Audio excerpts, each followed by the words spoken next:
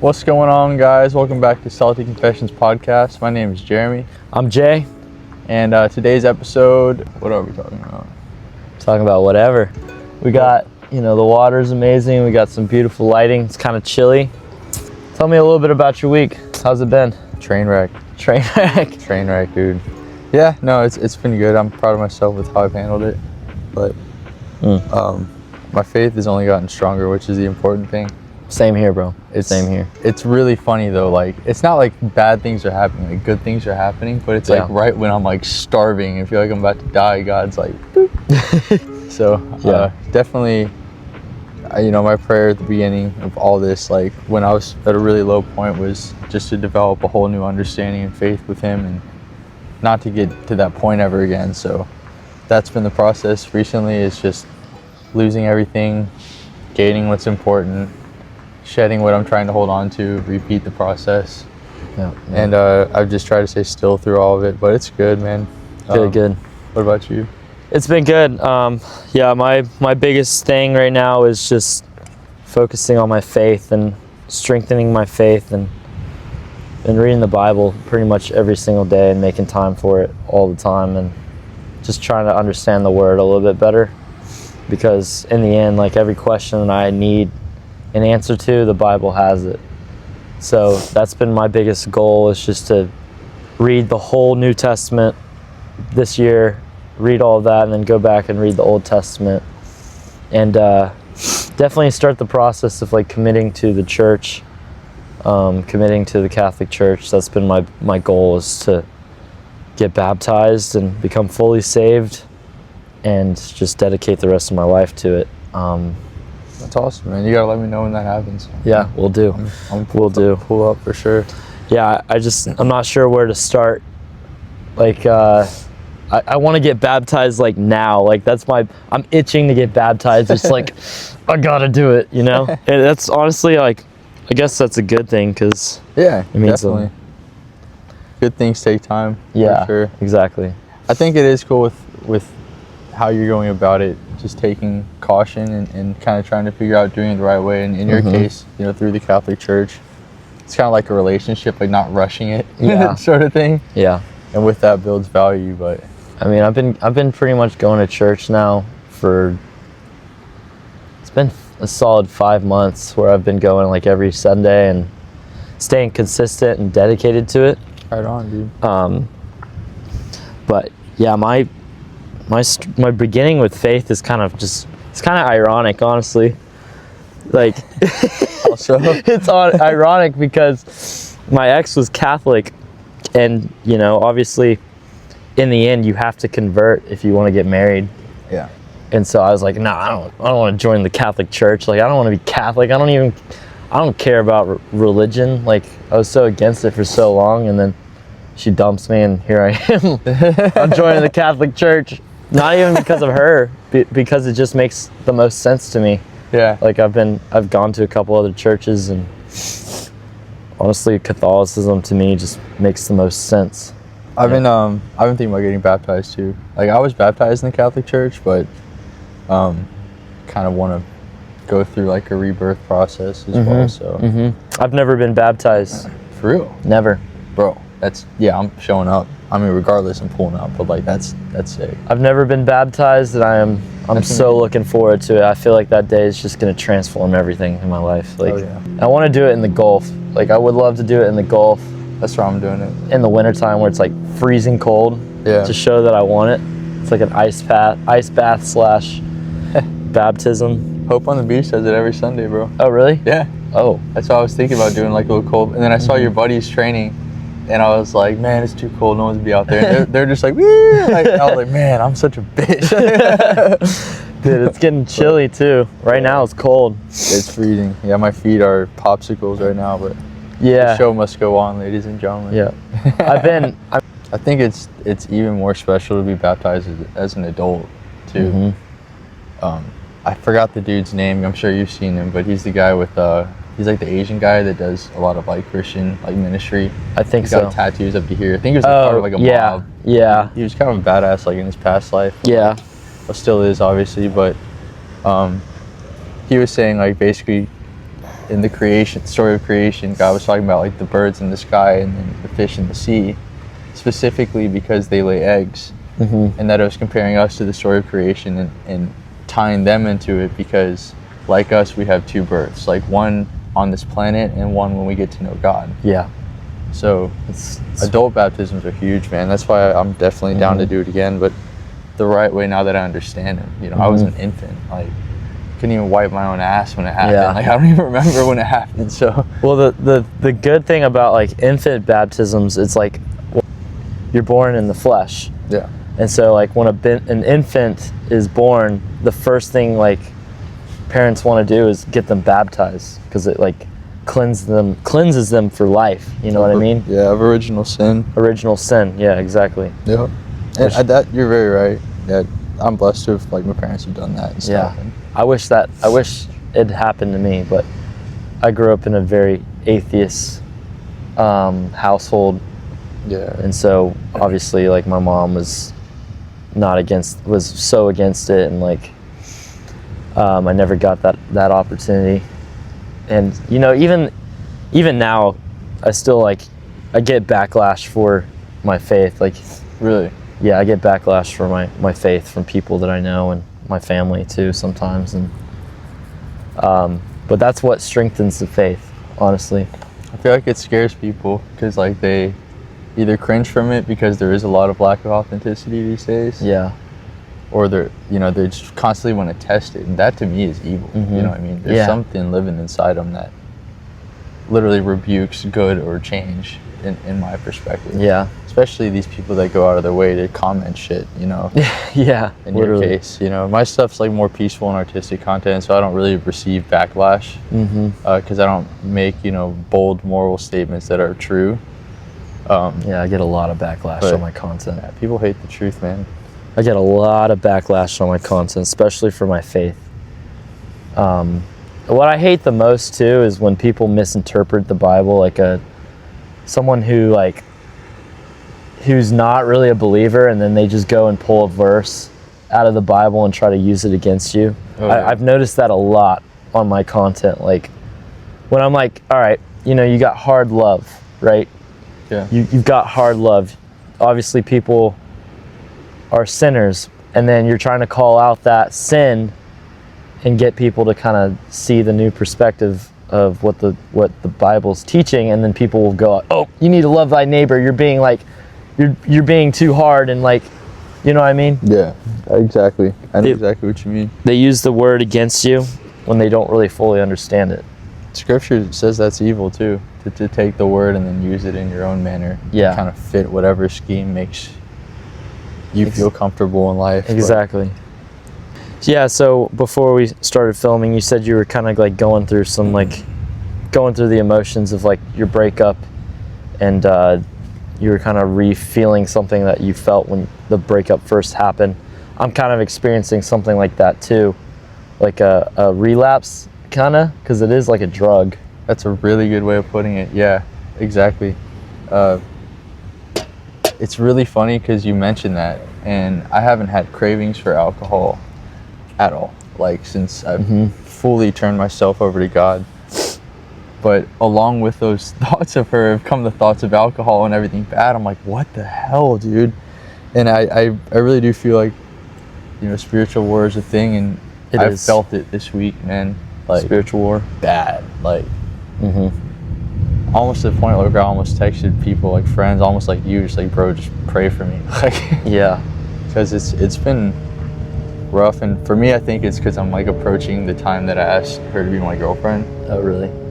So, I mean, this time last year it was like probably happiest I've ever been. So, it's just really it's weird going through that, which nothing I've experienced before, but I like really tried with this person. Despite the red flags, I was like, fuck it. Like, I'm gonna try love one more time, give it my all, you know, check the ego, his will over mine, so I thought, but it was just bowing to manipulation, basically. But yeah, dude, those thoughts came up pretty heavy recently. Yeah. And I don't know what to think of it. You kind of like, I don't know. I've had to like pull the brakes on like certain people that have tried to talk to me too, because it's like I know I'm not healed. Like it just it hit me so hard. I'm just like not okay from it still, but that's okay. It means it's real though. Yeah, it's good to say real. like I'm not cool from it. It's better to do that and be like, oh, you know, like jump back into the dating pool. Like, I don't understand people that are like that. I really don't. Exactly. It's fine to just pull the brakes on things. Like I've had to recently with someone. Seems like a very good person, but I'm not well, dude. Like I have to rebuild things. I have to figure out things with my business. Well, at least you're acknowledging that, because some people don't even want to acknowledge that, and they'll just go hop into a new relationship anyways. You can't do that. And then guess what? You end up hurting that person, and because you're bringing all your baggage, your trauma, and all your unsolved problems. Yep. And it's like, well, not only are you hurting yourself, you're hurting the other person. Yeah, and you need to treat love like what it is, which is a drug, you know, or passion, I should say. Like, and that's what a lot of people share these days is infatuation and passion, which is just a flood of dopamine and moments and reassurance and being overvalued and trauma bonding. And, you know, with that is love that you can find in a relationship, but a lot of people don't want to commit to it. So, yeah, I don't know. I've just been kind of going through that, man. I'm curious to see what this summer is going to look like for me, because like when I started my business, like I had the help. When I started my surf school, I had her help and I had her support the whole time, or what I thought I had her support, but that like I kind of associated with the startup of my business with her, and now that she's gone, like I'm running this business by myself. Well, obviously I want to make a life for, you know, I want to make income because I want to be a provider and I want to be a father, and I wanted to like to have my own business to be able to just provide. That's it, pretty much. Provide and help us travel and settle down. And so now that that's gone, it's like, well, it's just me, you know what I mean? And then at the end of the summer, like we'll see how that relapse goes, because usually your body's got like this clock, this subconscious clock. Like if you go through something traumatic, the next year around that same time, you're gonna feel like this wave of emotion. Yep. And I'm really kind of like curious to see how it goes this summer. Same, dude. For me, it's like my time is spooky season. Like, spooky season. I call it spooky season. Yeah, like October, November, every fucking time, dude. Just, that's just And for me, it's because technically the last two relationships is when it ended. Really. It just, for some reason, it's just like it resurfaces a lot for me, bro. It's fucking weird. Yeah, that time is just. But I'm not a fan of Halloween, bro. Like that time, like I feel like that time just brings the worst out of everybody. And honestly, I saw this really, really interesting point. Like, there's this influencer named Savannah Faith Stone. I love her. She's like a trad wife account, and she really calls out like the bull crap in today's generation and dating and marriage. And she said this, like, how I could discern whether or not my husband was going to be husband material. She literally is like, "What'd you do on Halloween?" Like, just ask that question. You want to know who somebody is? Ask them what they did on Halloween. My ass stayed inside. That's my future question for my next date. So, Jezebel roams the streets on that night, dude. My ass is locked inside. Yeah, me too. I'm chilling. I stay on the holidays like New Year's and Halloween, dude. Oh my gosh, so you probably saw one of the posts, but I was in a club. God forbid, I was on a club on New Year's, and I kid you not, when I was there, I wasn't there on purpose. Like my buddies wanted to go out for New Year's, and I was like, all right. Even them, they're like, this was the worst idea we've ever had. Yeah. But in that club, bro, first time I've been in freaking years, looking around, you know, you probably saw this, like the club is filled with soulless people. Oh yeah. In the club, I kid you not, bro, like there was just something in me, like being there, so uncomfortable. I was looking around at everybody, and you could just see in their eyes, like there was just something like dark about it, and it was really uncomfortable. You know, I would look at the girls walking by, and you could just see like this like lustful spirit in them, and then you could see the guys too. It's like they're all everybody's drunk, and you can like see random people just making out after first meeting each other, and there was just something like really dark about it. Yeah. And I got a lot of backlash on that post. A lot of backlash. I love that post, dude. I got so much backlash. The comments were terrible. Because I think it's their one outlet.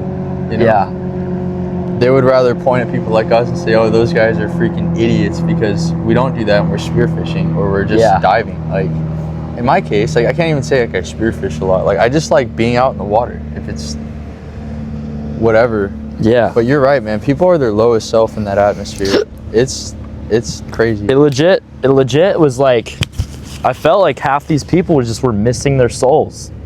Like I felt like I literally started praying. Like I was like praying as I was just standing there, I was looking up, just like trying to pray the whole time. It may sound weird, but I genuinely was uncomfortable, really uncomfortable. I mean, there's a reason why Apache reservations don't sell alcohol. They believe it's fully evil, man. And it really is, honestly. Flesh-eating spirits, but some cultures call it for a reason. Yeah, I agree. And honestly. that's why it's so accessible to people. It just makes you dumb. It dumbs you down. It makes you not question your 9 to 5. It makes you not think for yourself. And it provides that short, numbing window of dopamine during the weekend where you're already weakened, you know. Weekend. Yeah. And it's just an endless cycle. Yeah. But you're so right, dude. I remember trying to go out when I was like first got sober when I was like 21. And our sober house was like, our sober living place was like, you guys can go out and just like socialize. You don't have to be like reclusive just because you don't drink. You're sober. So we're like, all right, whatever. Half the dudes didn't really have strong faith. They were just kind of going through the motions of sobriety. But I remember me and my buddy Jack, like we were pretty heavy in our faith. Good. And we both looked at each other from across the place. We're like, this place is evil, bro. Yeah, like, that's exactly what I was feeling. It's just literally a bunch of demonic gestures dancing around in people's bodies. Literally. That's literally what it was like. And I'm glad I'm not the only one that feels and like the that. smile, there's like this sinister, like demonic eloquence to everyone's vibe, and I don't fuck with it. Like, a girl would pass by, and I would look at her. She would like smile, and I would be like, "That is a Jezebel spirit, like lustful." There was just so much lust in the club. It was just like uncomfortable. It makes you want to like treat yourself bad too, because it's like, all right, screw it. I'll like. It makes you have that urge, like literally, that sudden temptation urge to sabotage, man. Temptation. Like I remember in college when I was like crazy, like there was a Twitter account made of just dumb shit I would do when I was like heavy into drinking. I was like the funny guy, you know, and like I wouldn't remember any of it. And I remember when I got sober, like somebody told me, he was like, dude, what makes you think that that's just like a drug? He's like, that is literally possession, and you need to view it that way, because the concept of you not remembering and your body operating and doing things that are sinful is literally possession. I've never even thought of it like that. It's possession, and the more you induce that, you keep that gateway open to make your life miserable. That's why people that drink every day are so miserable, because that gate and that door is open. The devil can walk in and out as much as he wants. And I had another pretty, like, when it came to alcohol, it's illegal to drink and drive, okay? Because the amount of people that get killed from it, from getting, driving under the influence, your judgment is skewed enough that you can't drive. And so people that are in relationships, I've never really understood this. It's like, why do you think it's a good idea to go to the club without your partner, get really drunk, and think that nothing bad's gonna happen, like, and go through a whole relationship and doing it multiple times? One of these days you're gonna slip up. It's crazy to me that people do that. And try to, and then they call you like insecure, and they call you manipulative and toxic, when you're like, no, I don't want my partner, who I'm supposed to build a future with, going to a place filled with temptation, getting drunk, because whether you think you're like, whether or not you think you're sound in yourself, you add some alcohol to it, your judgment's going to get skewed. There's a reason why it's illegal to drink and drive. Yep. So yeah, that's always been on my mind. I could go down a huge rabbit hole with alcohol, but it's pretty fucking evil.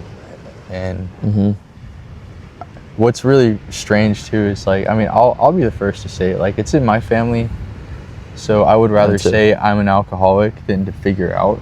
I would just rather over exaggerate everything. Like, call me a monster just so that I never do that, you know, because it's in my blood. Yeah, it runs in my family too. And it's up to us to kill that generational curse, you know. I don't know if your dad failed it, but my dad failed with flying colors, so, you know, that cross is mine now. So yeah, my dad's dad on my Brazilian side had an extreme alcoholism problem, and then on my mom's side, like, it's been on my mom's side too, so both sides struggle with it. But I mean, honestly, I want to say I'm doing really well with it. I've never even gotten like, I've never gotten blackout drunk in my life. Never, and I don't ever plan on it. I mean, I think, like, when it comes to alcohol, I'll have a glass of wine here and there. I mean, Jesus turned water to wine, and like, all right, like, the body and blood of Christ, the Eucharist, it's wine. That's where I draw the line, honestly. Yeah, everything's good in moderation too. Like, moderation's the key, man. Yeah. And gluttony is a deadly sin, so it is. That's anything. You can literally die from drinking too much water, you know? So, case in point, and we're made of it, so. That's true. But yeah, that when he explained it to me that way, it was really interesting, because he was basically saying when you induce substances in excess, like what you're saying, moderation's totally fine, like, but in excess, like, you're opening up a doorway to entities, and he's like, you need to view this world as you have a vehicle, like you have a Ferrari, you're driving it, which is your human body, and around us is all these wandering spirits that don't have a body, and they're trying to constantly govern a host. And alcohol just breaks that barrier and unlocks the keys and gives it to them, basically.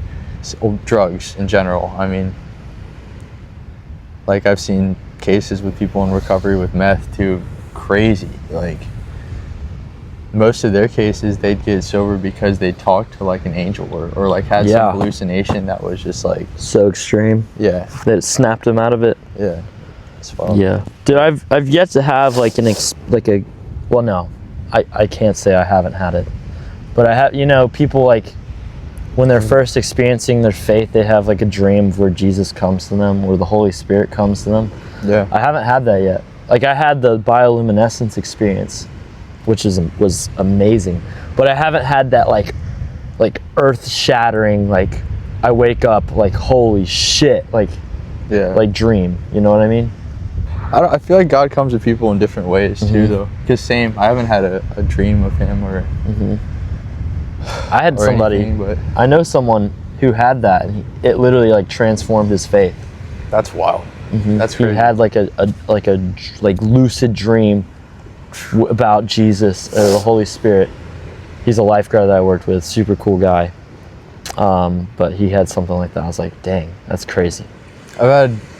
This is kind of scary, but I'll share it. But I've had people have dreams about me in the past, and they all stopped when I kind of turned my faith over to God, but of like things attacking me in my sleep.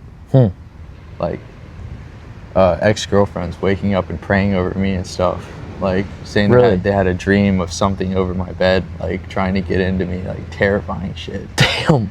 And yeah, I woke up, this girl I was dating in Scottsdale like 4 years ago. I woke up and she's saying the Lord's Prayer and crying over me. I was like, what's going on? And she's like, I had a dream, it was so vivid, like, you were under attack, I just, like, we need to pray right now. I was like, yeah, like, please, let's pray, like. And at the time, like, I was drinking again, and I didn't tell anyone, but God came to her in a dream, and like, we started hitting church every single Sunday. That's like, crazy. Switched things around. Yeah, sorry if we sound weird, folks. It is cold. It is really cold. It just dropped like 15 degrees, brother. The sand is so white that it's honestly like snow, and our feet are numb. Oh yeah, they're blue.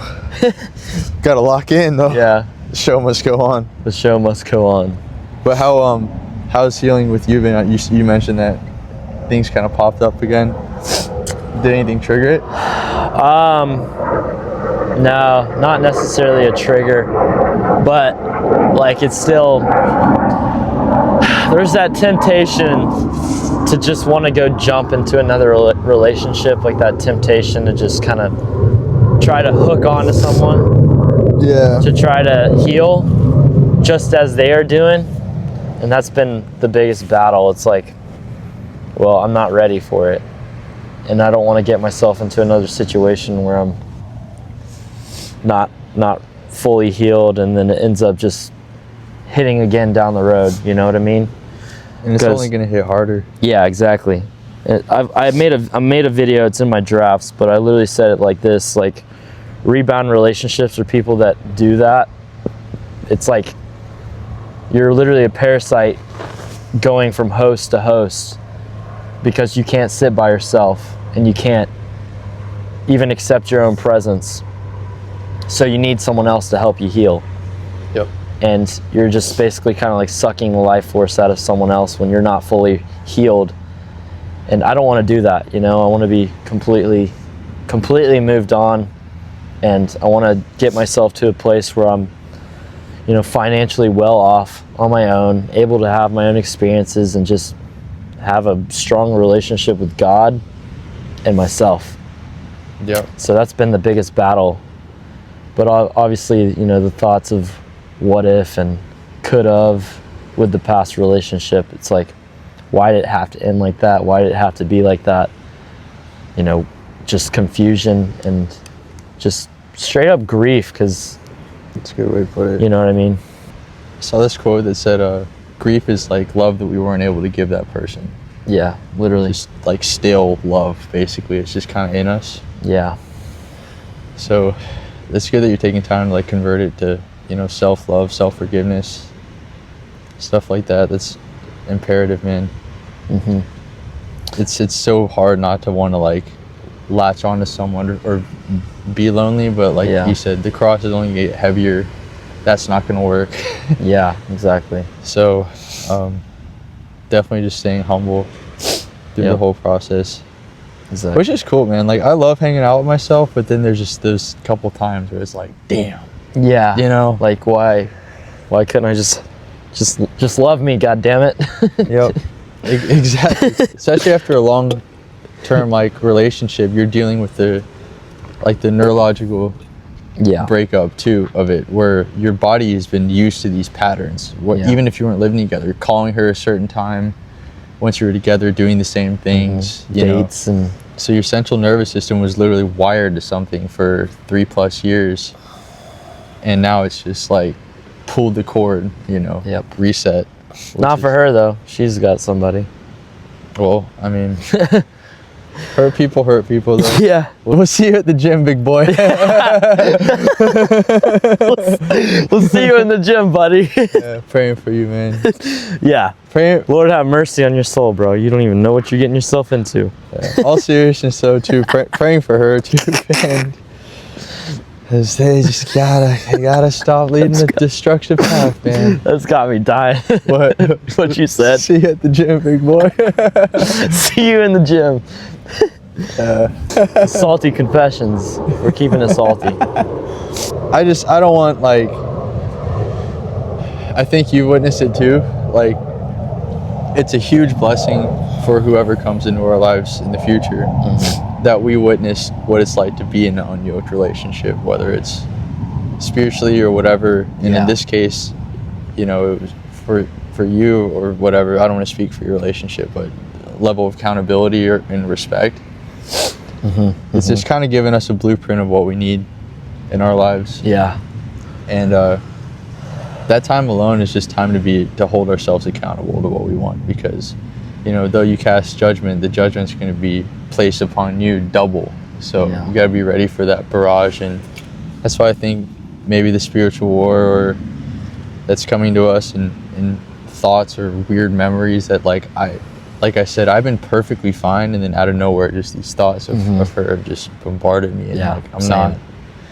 But that's evil, man, and I think we're getting close to something good if stuff like that is hitting our heads, and you just have to view it as flattering almost. It's just like, you know, I'm onto something, the devil's fighting it, so gotta stay still. Exactly. Especially when it's excruciatingly hard to stay still, but yeah, that's true. That's my biggest thing, is just kind of letting go and just accepting everything as it is. It's hard because your mind's always it's always being filled with like, what if I'd been this way? I could have saved it doing this, or, you know, what would the future look like if we'd just stayed together and worked through things? And it's not like that, you know. And it's just hard. Sometimes it's really hard to accept the present moment whenever we're going through those sufferings, to be able to just sit there and just suffer through it. Like even my dad, like, thank the Lord for him, because before, I went on a trip with him to California, and I was down bad. I was just like down bad. And he's like, dude, you just have to suffer through it. And I mean, what can you do? Like, what are you gonna do? Kill yourself? Like, you either keep living or you keep dying. You get busy living or you get busy dying. You know what I mean? Yep. So you just have to accept it and take it in the ass in a way, honestly. Growing pains. Yeah.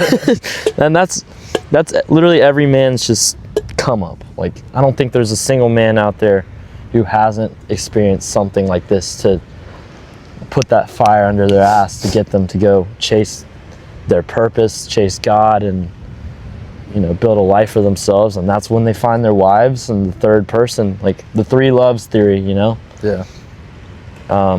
It's just part of the man's journey. I think a man will be completely lost and suicidal if he doesn't have purpose. So, I mean, what's that quote? Like, a man will walk 1,000 miles on shattered glass if he has purpose. You know, with a smile on his face. Yeah. I mangled the quote, but that's the concept. Yeah, it's true though. But literally, so those that feel, for men, I don't know about women because I know our minds think differently, but for a lot of men that I've talked to, it's like, if you feel stuck, like, that's when I'm the most miserable. If I don't have motion or feel like my life has purpose. Yeah. So when you're most like down, I guess, just for me, just sitting with it, keeping sight of that path, like we talked about last time, like, good intention after good intention is the path. So staying righteous, whatnot. You cold. That's been my biggest thing right now, is just focusing on getting the money, you know, trying to travel, start some businesses, and channel all that love. Like, since I don't have somebody to channel love to, just channel it to God, and then channel it to my following, because like, a lot of the people are on my feed, because I post the content that I do, a lot of them are heartbroken individuals. So I've been trying to, with my coaching program, just channel that love to somebody who needs it, who needs help, and helping as many people as I can. That's beautiful, man. And you know, just giving them a shoulder to lean on, since they lost that shoulder that they once had. That's what I'm trying to do too. For me, with art, just channeling it. Yeah. It's a really good outlet too. I mean, I encourage it for anyone. You don't have to be like a professional to get into art or writing or poetry, or like, your journaling is poetry, in my opinion. You know what I mean? It's your own thoughts put onto paper. But it is really good practice just to grab something and then put it out, make it tangible, and just leave it there. You know what I mean? Like, I can dispel any ugly thought and turn it into poetry, and then just leave it on a piece of paper or on my phone. So meditation, journaling, working out, starting a business, your faith, just channeling all that energy into that, instead of, you know, putting all your energy into that one person that's gone now. Now you have to channel it to something else. It's hard to accept. I think the beautiful thing about this stage of our lives is like literally our only possession is our word and God's word. I mean, we wouldn't be doing this right now. We wouldn't be out here. Like, this is beautiful. Like, this is our office, and it's a blessing, honestly. Like, Definitely is. not a lot of people do this. Like, I don't think I know a single podcast that sets up on a beach like this. I'm saying, dude. Like, might want to subscribe. yeah, you might want to subscribe. We got the best office in the world. You can't beat this. Your little podcast office in a little studio can't top this. Oh yeah. Well, we got a $15 Walmart mic and an iPhone. But we got the beach. For sure. I'm sure people are feeling that too. Hopefully that this podcast episodes were like relatable to people. People talk about like the holidays when you're like the saddest. You're like, oh, you don't have anyone to share it with. But no one talks about like the gut punch of like New Year's. And it's like, well, now I have to have my shit together, and I'm lonely, and I just barely survived the holidays. Like, I feel like a lot of people don't have time to like be proud of themselves. Yeah. Just for sticking it through that season, or staying with those that you love, or, you know, maybe getting rid of things and people that didn't serve you well. So, you know, give yourself a pat on the back for that alone. Literally. And fuck the New Year's resolutions. Just turn your life to God and live with good intentions. Find purpose. Start every day. Don't like wait until a date, because if you keep saying you're gonna do it tomorrow, then you're gonna keep saying I'm gonna do it tomorrow. Yeah. I don't like New Year's resolutions. No. Like, I think if you really want something, you're gonna do it now. Facts. And get started now. True. I do write a yearly bucket list though. Yeah, that's Like, I just me too. spoil myself to things, you know. Yeah. Even if it's just like dumb, stupid, small things. Like, what was like the biggest one you crossed off this past year? Definitely getting my surf school. What's up? Definitely getting my surf school started. That was my biggest goal, was starting my first business on my own, and then like finishing off 2025 with like 50,000 followers. Like, I'd never even thought about in my life that I would ever get to this point with content. Yeah, that's wild. And so now I'm like trying to pivot to figuring out what I can do with this social media platform, and how I can turn my life around and help other people. But yeah, just 2025 was an eventful year, that's for sure. A lot happened for me. Yeah, I just realized that you started a business and then lost a long-term relationship in the same year. And then started another thing. Bro, that's wild. Yeah, same with you too, bro. Like, Yeah. I feel like 2025 was just such a weird year. And like, we both went through it at the exact same time, dude. It was like, and then there was someone else I knew that went through it. Like, it was just something about last summer. Like, it wasn't just us. There were other people too that I know personally that just got fucked. Do you think like that like God is coming soon or something, because so many people are going through like just crazy enlightenments at the same time? Yeah, like, we're not the only two. It's everybody. Charlie Kirk, after the Charlie Kirk incident, like, I just noticed there was just this big shift. Huge. And there's so much going on, like, in the world, like all the stuff happening in the Middle East. It's just something's up, you know. Weather's weird too. Yeah. Weather's really weird. Who knows? We should do like a deep dive in Revelations when we're a little better versed on it, because I don't want to just be spieling stuff to spiel stuff. Like, I kind of want to understand it. Yeah. But it's definitely got some weird similarities to like how things are, especially. Yeah. Do you think like AI is something holy? I think it's just a tool. I think it's a good tool, but when people like overly rely on it, then it like in a way becomes like, I saw this podcast, or not a podcast, this Instagram reel, and whenever you start relying on AI to answer questions all the time, or like it becomes honestly like your God. I've noticed myself too, like sometimes I'll go on like ChatGPT and I'll be like, I need a prayer, and then I'm like, why am I asking an AI algorithm to pray for me? You know what I mean? It's like, there is something kind of sinister about it, and Terminator's real, bro. Terminator's real. Yeah, that whole theory that AI is basically going to be the Antichrist. I fully believe in that, honestly. Yeah. People can call me a tinfoil guy or aluminum foil head guy, but like, no. I think it's real. I think it is too, Because, honestly. yeah, if It's scary. the bad guy would ever manifest as something like that, it's perfect. That thing could take over the world. Yeah, literally. Make could. it more sentient. Give it. I wouldn't even give 5 years, bro. It's crazy, but Yeah, it is literally. It really is something that could destroy the world, and it's already been talked about in the past. Like, yep. you give something like artificial that can reprogram itself, recreate itself, duplicate itself. Any technology it can control, like, Oh yeah. like the Terminator, for Christ's sake. Yep. Or even a better movie that kind of described it was Age of Ultron. Yeah. That one's like more realistic. Definitely. From Marvel. But yeah, it's scary. You just have to see how it unfolds.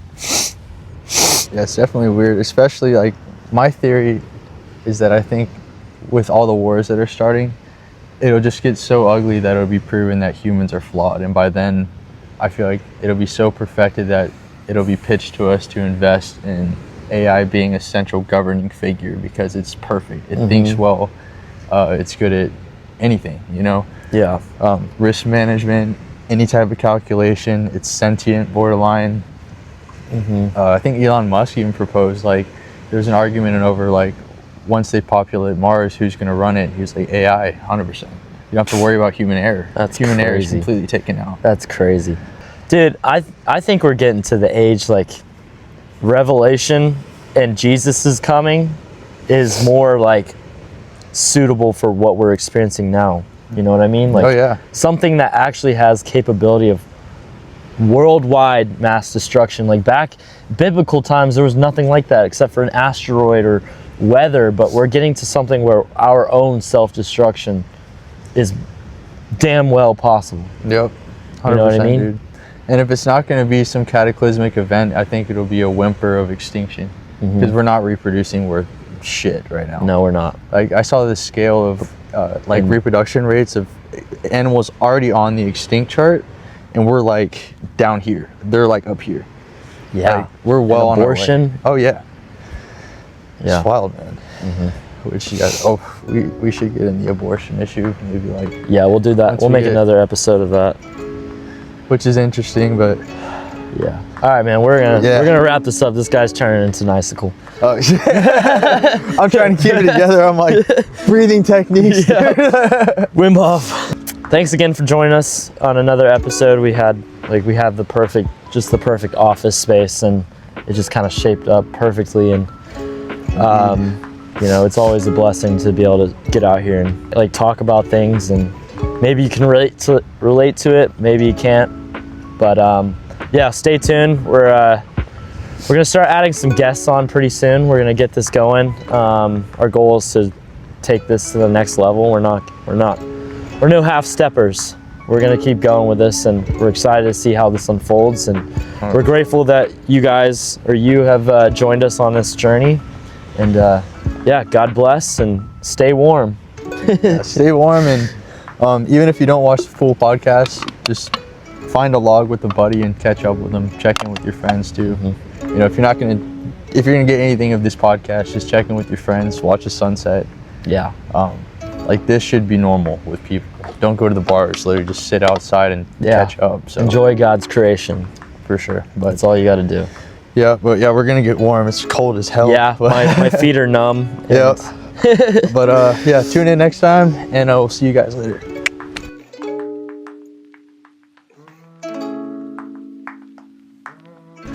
Peace. Peace. All right. Nailed it. That was good.